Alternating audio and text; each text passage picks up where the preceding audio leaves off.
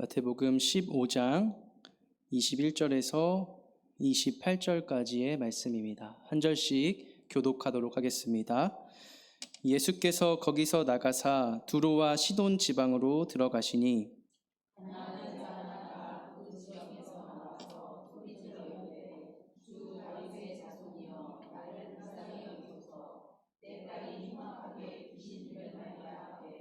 예수는 한 말씀도 대답하지 아니하시니 제자들이 와서 청하여 말하되 그 여자가 우리 뒤에서 소리를 지르오니 그를 보내소서.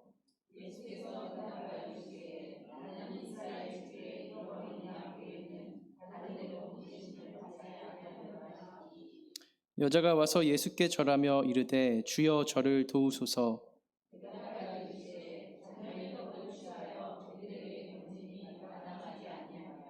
여자가 이르되 주여 올소이다마는 개들도 제 주인의 상에서 떨어지는 부스러기를 먹나이다 하니 이에 예수께서 대답하여 이르시되 여자여 내 믿음이 크도다 내 소원대로 되리라 하시니 그때로부터 그의 딸이 나으니라. 아멘. 우리가 신앙생활을 하는 데 있어서 너무나 중요한 그런 주제 가운데 하나는 바로 믿음입니다. 그래서 성경에서도 말을 하고 있죠. 믿음이 없이는 하나님을 기쁘시게 할 수 없다. 오직 의인은 믿음으로 말미암아 산다. 라고 그렇게 성경에서도 이 믿음이라는 것이 너무 중요하다라는 것을 우리에게 말해주고 있습니다. 그렇다면 믿음이 그렇게나 중요한데 성도님들께서는 그 믿음에 대해서 어떻게 생각을 하고 계십니까? 그리스도를 믿는 그 믿음이란 무엇입니까?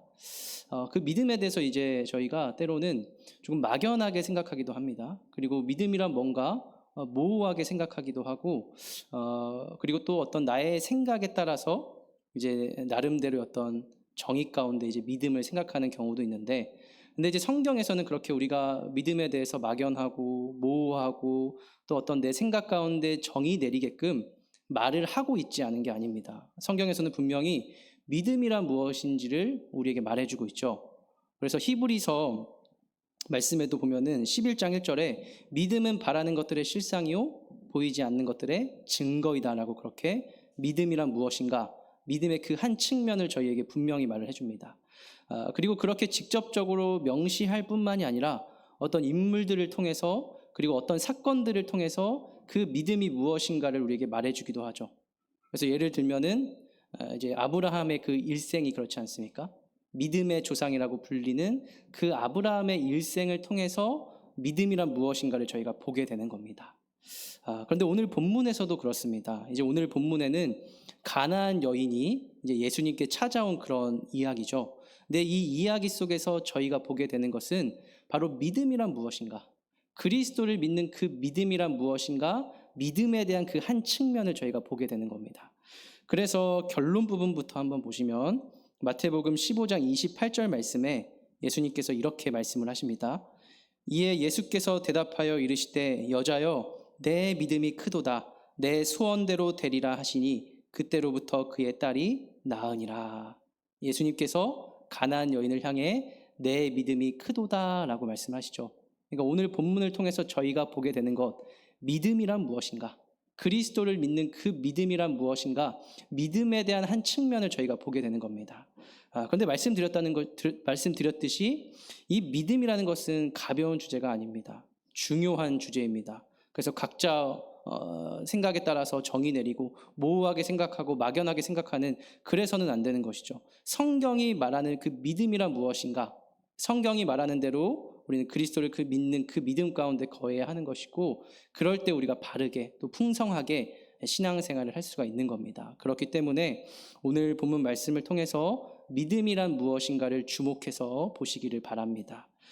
우선 지금 이야기의 상황을 한번 살펴보도록 하겠습니다. 일단 21절 말씀을 보시면 예수께서 거기서 나가사 두로와 시돈 지방으로 들어가시니, 예수님께서 두로와 시돈 지방으로 들어가셨다라고 말을 합니다. 이 두로와 시돈 지방이라는 곳은 이제 갈릴리 그 호수에서 약 50km, 60km 떨어진 이제 지중해 연안에 있는 그런 지역입니다. 그래서 오늘날로 하면은 레바논 지역입니다. 그렇다라는 것은 예수님께서 지금 어디로 가신 겁니까? 유대 땅, 이스라엘 땅을 벗어나서 지금 이방으로 가시게 된 거죠. 그런데 이제 이렇게 이방으로 가셨는데 22절 말씀을 보시면 가나안 여자 하나가 그 지경에서 나와서 소리질러 이르되 주 다윗의 자손이여 나를 불쌍히 여기소서 내 딸이 흉악하게 귀신 들렸나이다 하되 가나안 여자 하나가 예수님을 찾아오게 됩니다. 왜 찾아오죠? 그 여인의 그 딸이 귀신에 들려버려서 그것을 치료받기 위해서 그 간절한 마음으로 예수님께 나오게 된 겁니다. 근데 이제 여기서 저희가 이 여인에 대해서 좀 주목을 해야 하는데 이제 이 여인에 대해서 말하기를 그 수식어가 가나안 여인이다라고 말을 하고 있죠. 그렇다라는 것, 이 여인이 가나안 여인이다라는 것은 이 여인이 어디 출신이라는 겁니까? 이방 사람이라는 거죠. 그래서 병행 구절인 마가복음 7장 26절을 보시면 화면에 보시면 이제 좀 더 이 여인이 어디 출신인가에 대해서 구체적으로 말을 해주고 있는데 보시면 그 여자는 헬라인이요 수로보니게 족속이다라고 말을 합니다. 그러니까 이 여인은 그냥 그 두로와 시돈 지역에 사는 유대인도 아닌 겁니다. 이 여인은 그 태생이 수로보니게 족속 헬라인, 그러니까 이 여인은 철저하게 이방인인 겁니다. 그런데 이제 이 여인, 이방인이라 불리는 이 여인, 이 수식어에 저희가 집중을 해야 되는 게 당시에 이방인에 대한 그런 유대인들의 인식은 어땠습니까? 오늘날 우리가 외국인을 대하는 것과 같지 않죠. 물론 이제 오늘날에도 어떤 인종차별이 존재하고 심각한 데는 진짜 심각하기도 한데 근데 당시에 그 유대인들의 이방인을 향한 시선, 그들이 이방인을 대하는 태도는 오늘날의 어떤 인종차별을 뛰어넘는 거였습니다. 그들은 그 이방인에 대해서 생각하기를 죄인 취급을 하고 개 취급을 했습니다. 개 취급을 했다라는 것, 이제 개라는 것은 오늘날이야 이제 저희들에게는 친숙한 동물이죠. 좋아하는 동물이고, 근데 당시에 개는 부정적이고 경멸적인 동물이었습니다. 그러니까 그래서 개라는 것은 이제 그 표현을 이제 사용할 때 상대방을 모욕할 때, 경멸할 때 이제 사용했던 표현이기도 합니다. 그러니까 그렇다라는 것은 유대인들이 이방인을 어떻게 대하고 있는 겁니까? 자신들은 하나님의 그 백성이다라는 그 선민 의식 가운데 이방인들을 완전히 지금 경멸하고 무시하고 있는 그런 그들의 태도인 겁니다. 그래서 너희와 우리는 상관이 없다. 너희와 우리는 다르다. 구별되었다. 그래서 이제 유대인들은 이 이방인들과 겸상도 하지 않았다고 합니다. 같이 일하지도 않고 이제 그것이 이제 그 이방인을 향한 유대인들의 태도인데 그런데 이 여인이 바로 그러한 이방인이다라는 겁니다. 반면에 예수님은 어디 출신이시죠? 예수님은 유대인이시죠. 그럼 그렇다면 그들의 인식 속에서 예수님과 이 여인의 관계가 어떻게 설정되어야 됩니까? 이 여인이 예수님께 나올 수가 없는 겁니다. 그들의 그 유대인들의 인식에 의하면. 그런데 예수님이시라면 어떻게 하시겠습니까? 예수님께 이렇게 찾아온 간절히 외치는 이 예방 여인을 예수님께서 어떻게 대하시겠습니까? 당연히 두 팔 벌려 환영하시고 그의 그 간구를 들어주시겠죠. 그런데 오늘 본문을 보시면 예수님의 그 태도가 조금 아이러니합니다. 본문을 보시면 23절 상반절 말씀에 예수는 한 말씀도 대답하지 아니하시니 예수님께서 어떻게 반응하시죠? 자신을 그렇게 간절히 찾아온 그 여인의 그 요청을 들어주지 않으시고 대답하지 않으십니다. 마치 유대인들이 이방인을 대하듯이 예수님께서 그러한 태도로 이 여인을 대하고 있는 겁니다. 예수님께서 왜 그러시는 걸까요? 22절을 다시 보시면은 가나안 여자가 하나가 그 지경에서 나와서 소리질러 이르되, 이 가나안 여인이 소리질러 이르되라고 말을 하죠. 여기서 소리를 질렀다라는 것은 이제 헬라어 그 단어 시제상 미완료 시제입니다. 미완료 시제라는 것은 이 여인이 한 번만 예수님께 간청한 게 아니라 지속적으로 계속 예수님께 부르짖었다는 겁니다. 다윗의 자손이여 나를 불쌍히 여기소서, 그렇게 예수님이 들으실 때까지 계속해서 간청을 한 겁니다. 그런데 예수님의 그 반응은 어떻습니까? 이 여인의 그 외침에 한마디도 말씀하지 않으십니다. 싸늘하시죠? 그래서 오히려 23절을 다시 보시면 제자들이 그래서 예수님께 말을 합니다. 23절 말씀에 예수는 한 말씀도 대답하지 아니하시니 제자들이 와서 청하여 말하되 그 여자가 우리 뒤에서 소리를 지르오니 그를 보내소서. 그렇죠? 오히려 제자들이 반응을 하죠. 저 여인이 계속해서 소리를 지르니까 그를 보내소서라고 그렇게 예수님께 말을 합니다. 그러자 이제 예수님께서 대답을 하시는데, 그런데 예수님의 그 대답은 긍정적인 말이 아닙니다. 뭐라고 말씀하시는가 하면 24절 말씀을 보시면 예수께서 대답하여 이르시되 나는 이스라엘 집에 잃어버린 양 외에는 다른 데로 보내심을 받지 아니하였노라 하시니, 예수님께서 뭐라 말씀하시죠? 완전히 선을 그어버리시죠. 나는 이방인들에게 보냄을 받지 않았다.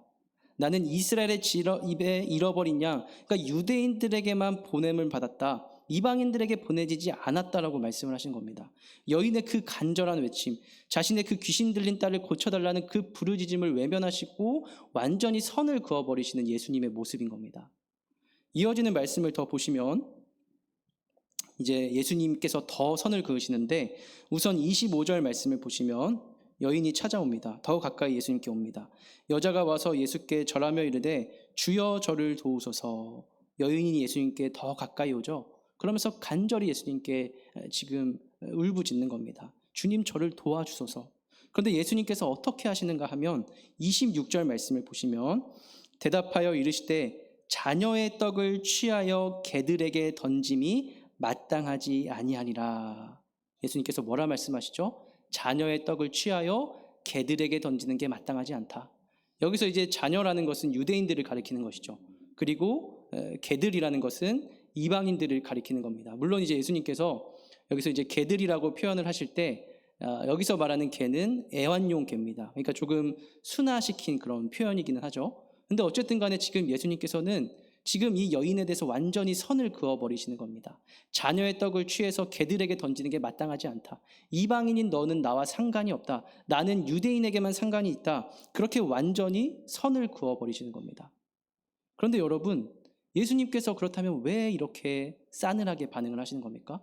저희가 아는 예수님이라면 두 팔 벌려 환영하고 그 여인의 간절한 부르짖음을 외면하지 않으시는 분이 바로 예수님이시지 않습니까? 어린아이도 지나치지 않으시고 또 이방 여러 사람들의 병을 고치기도 하신 그런 분이십니다. 근데 왜 이 가나안 여인한테 마치 유대인들이 이방인을 대하듯이 그렇게 완전히 선을 그어버리시고 철저하게 외면하고 계신 겁니까? 서두에 말씀드렸듯이 예수님께서는 실제로 그러셔서가 아니라 지금 이 여인의 믿음을 보시기 위해서입니다. 그럼으로써 결론에서 봤듯이 그 믿음이란 무엇인가? 그리스도를 믿는 그 믿음이란 무엇인가를 이제 우리에게 가르치고자 하셨던 것이죠. 그래서 이어지는 이 여인의 고백 속에서 저희는 그 믿음이란 무엇인가? 믿음에 대한 한 측면을 보게 됩니다. 이것이 너무나 중요하기 때문에 집중해서 주목해서 보시기를 바랍니다. 이어지는 말씀 여인의 대답입니다.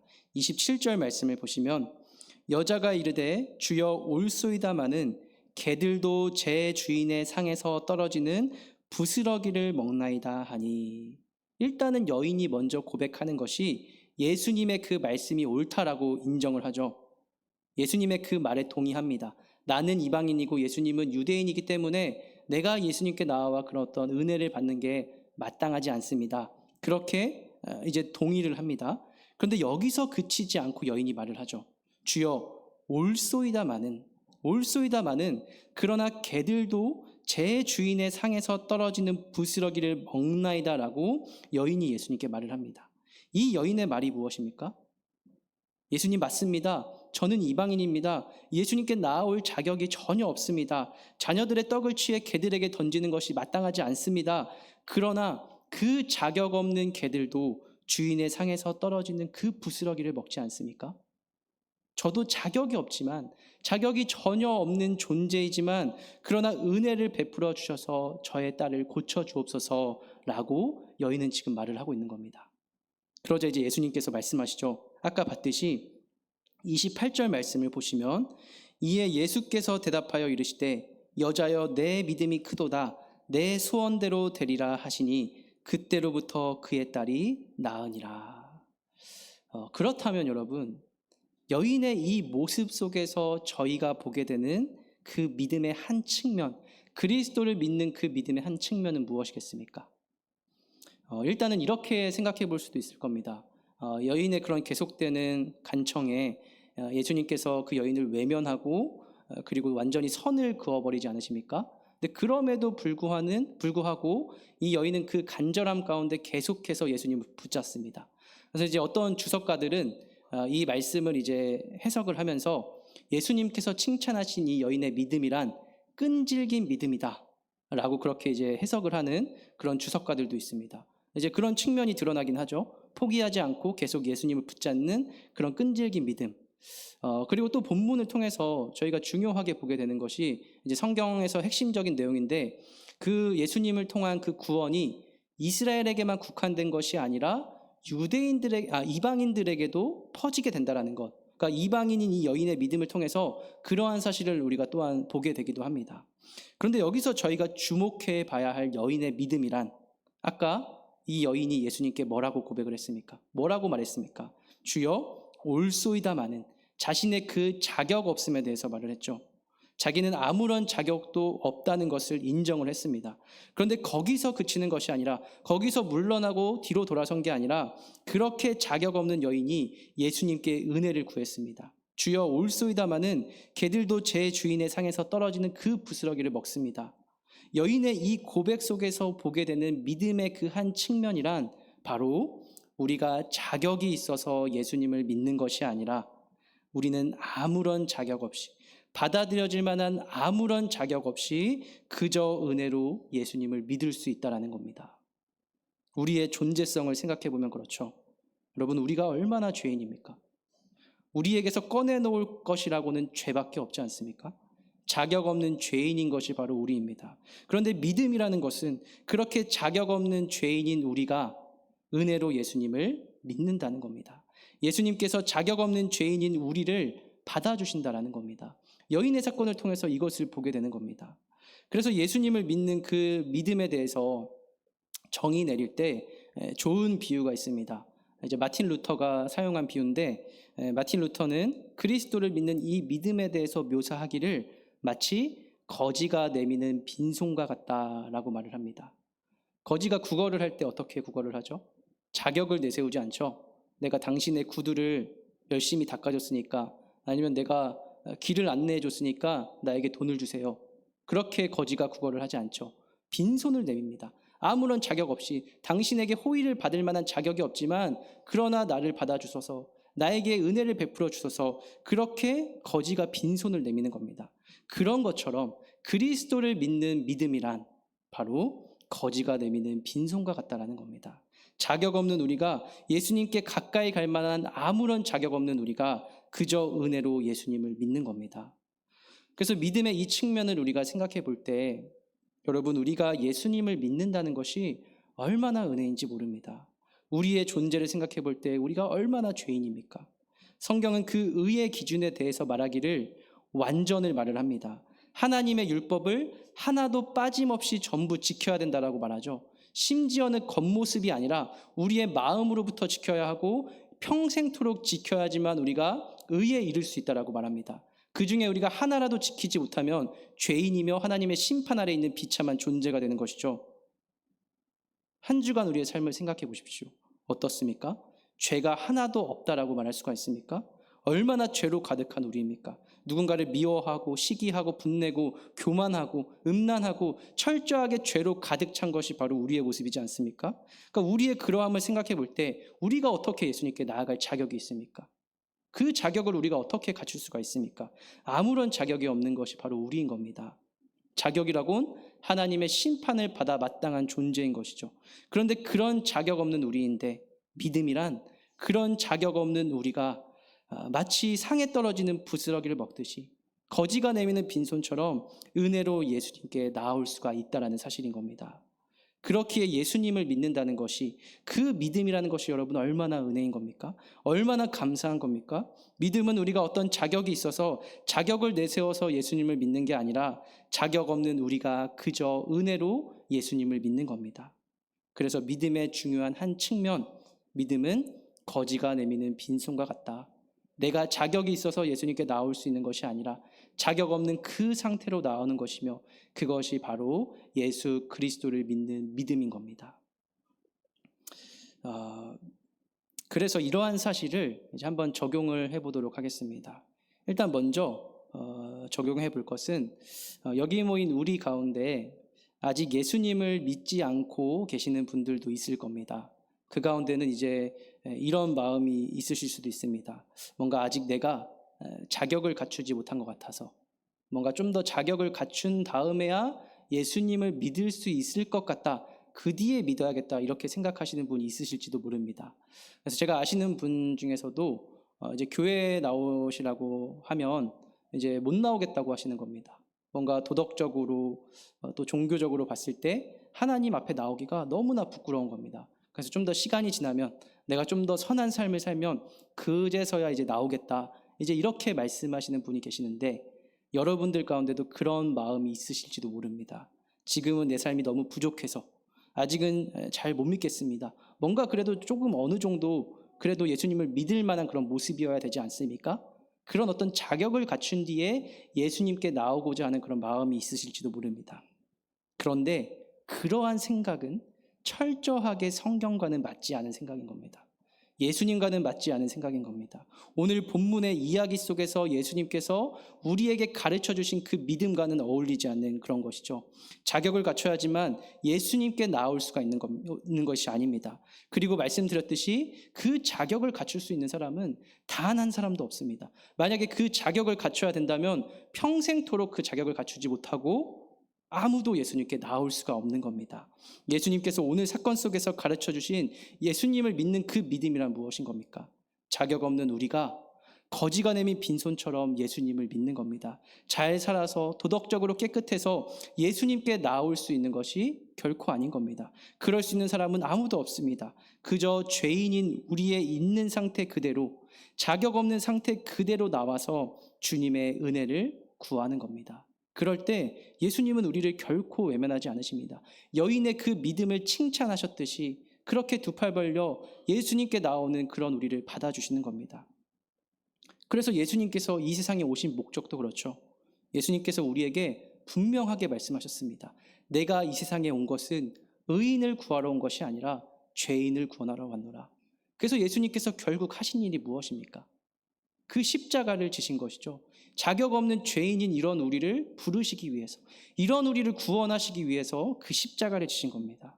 그러니까 우리가 그리스도께 나오기를 주저하고 있다면, 나의 자격 없음 때문에 주저하고 있다면 그렇게 생각하는 것이 아니라 있는 모습 그대로 죄악된 그 상태로 예수님께 나아오십시오. 설령 내가 아무리 많은 죄를 졌다 할지라도, 내가 아무리 죄가 가득하다 할지라도, 그러나 그런 죄인이어도 우리는 예수님께 나올 수가 있는 겁니다.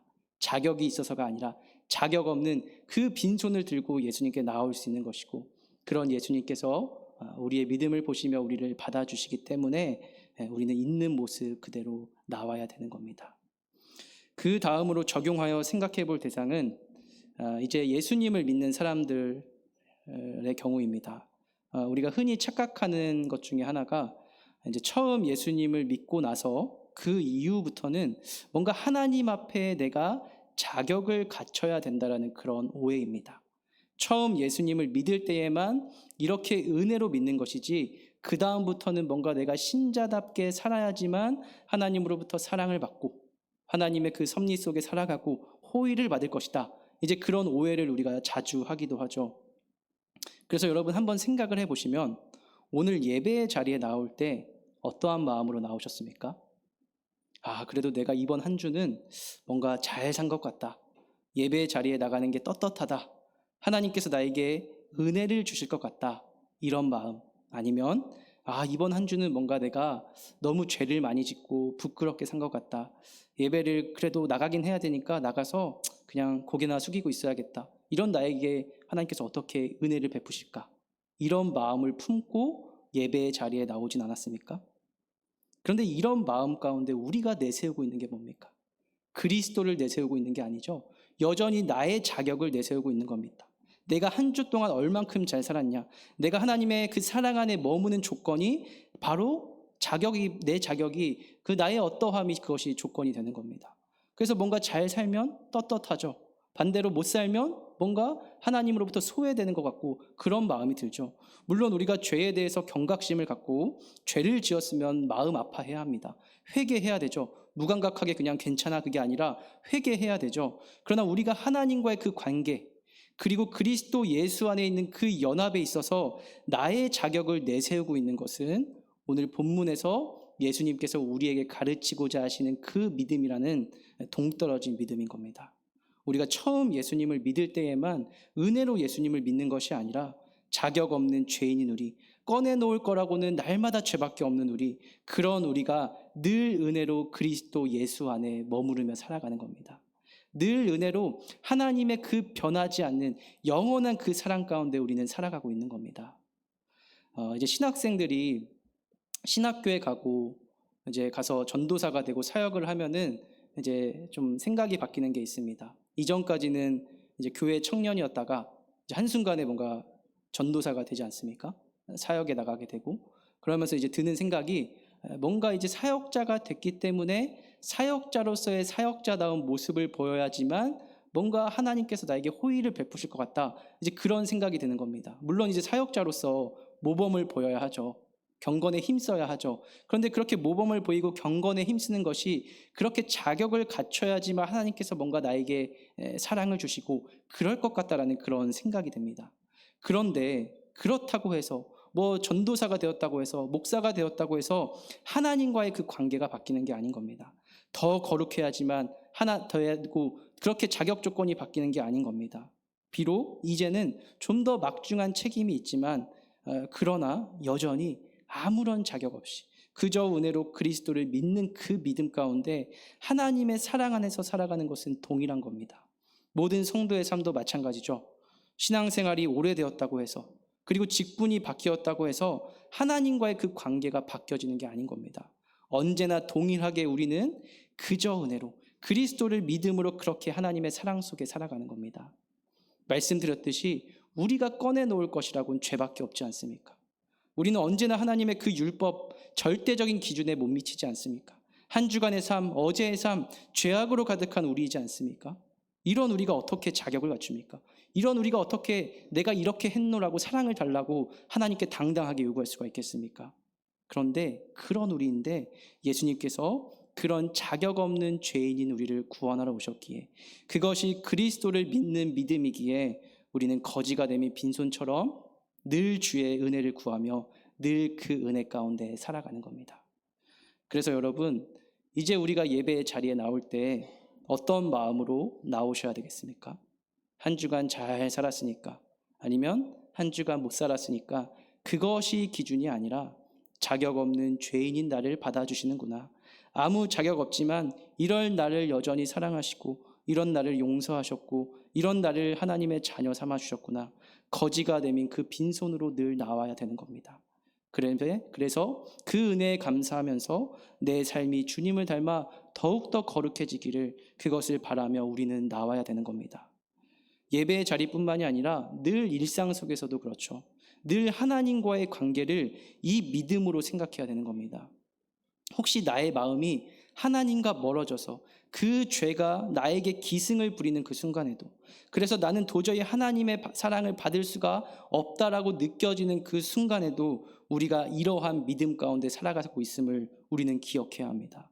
기도를 드릴 때도 그렇죠. 우리가 기도를 드릴 때 우리의 자격을 내세울 때가 얼마나 많습니까? 그렇지 못해서 주춤주춤 힘없이 기도할 때가 우리가 얼마나 많습니까?